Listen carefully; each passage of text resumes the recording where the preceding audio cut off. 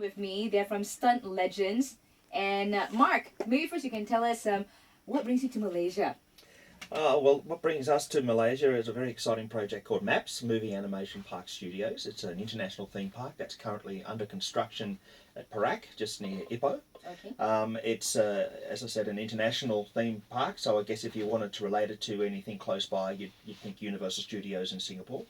It's an animation theme park, as I mentioned, and all the entertainment offers at the park have an animation theme, including the feature attraction, which will be our stunt show, Stunt Legends.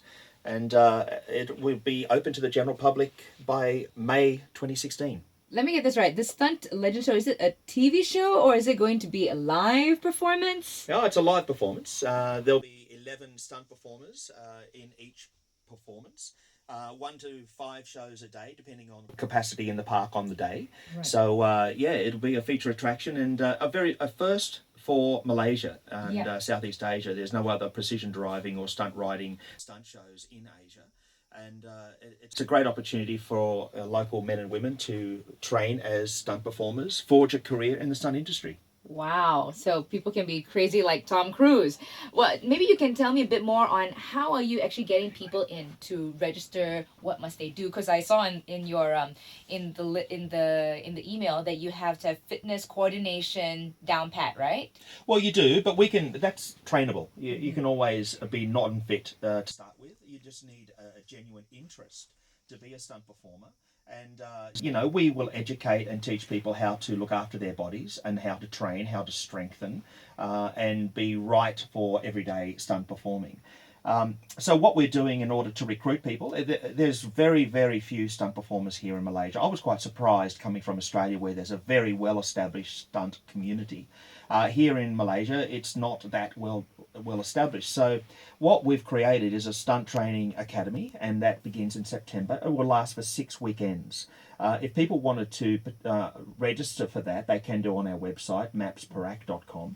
And it's only two days commitment. There are 3 modules, so you go online, have a look at what those modules are.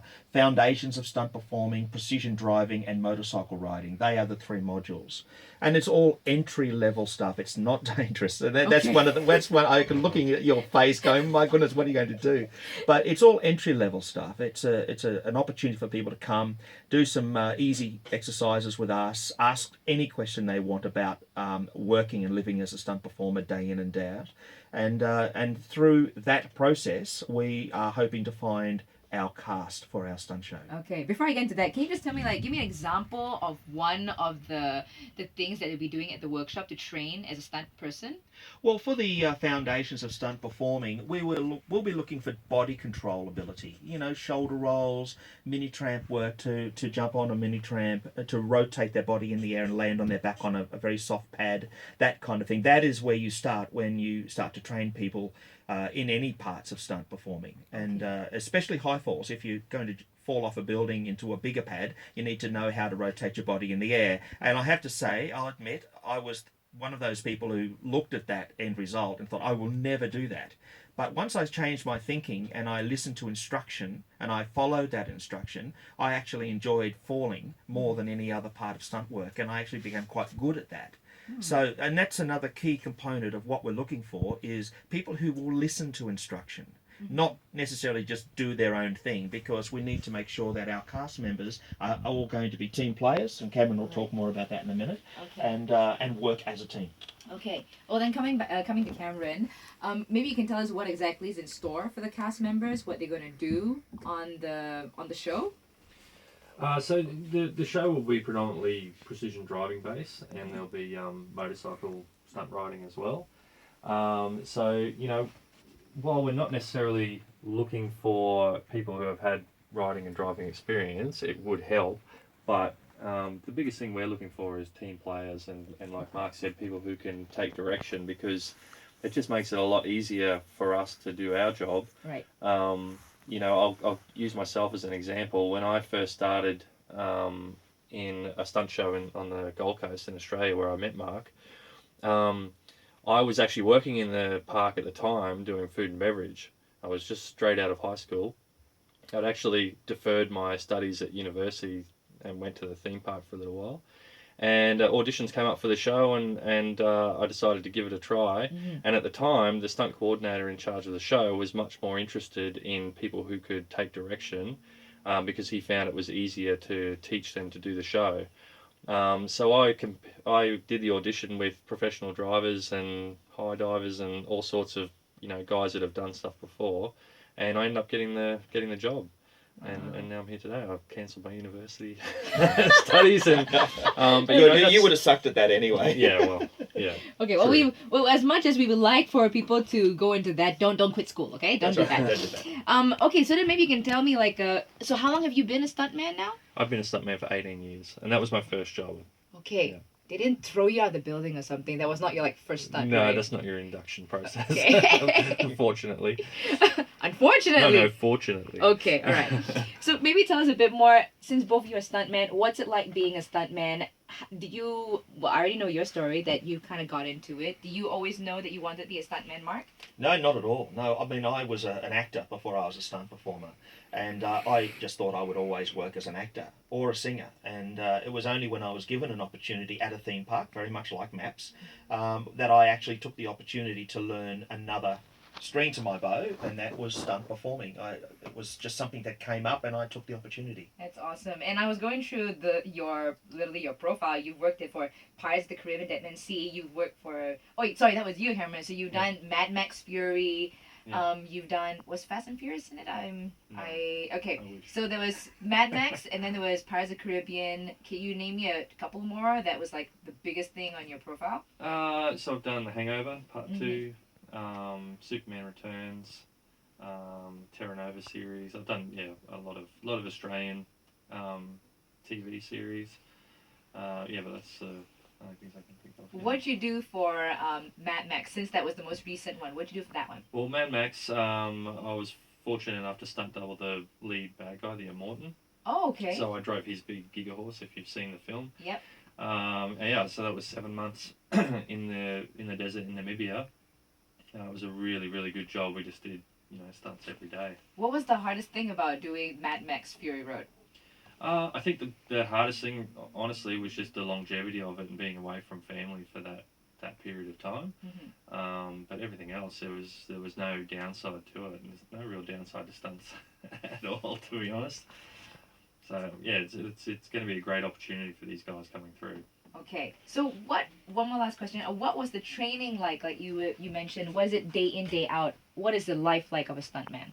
Well, look, as far as MAPS goes, the live show goes, these guys will come to work, and probably the first thing they'll do is go to the gym and spend an hour and a half in the gym, and then come to work, rehearse. And so we really focus on a lot of rehearsal, and I like to get the guys to a level beyond what they need for the show, because then when they do the show, it's easier. Yeah. So they'll train, they do what they need to do in the show, 3 or 4 times, test the cars, and then we'll go into doing the show process. So we'll do the first show, and then maybe a meet and greet with people who want to take photos of them and all that kind of thing, and then go into other shows during the day. Okay. It'll be the best job that I'll ever have. We often think back to our time together all those years ago on the Gold Coast, and it's still today the best job we've ever had. Okay, and speaking of the best job, can you both tell me which is the scariest stunt you've ever done and why? Mark, you can go first. Well,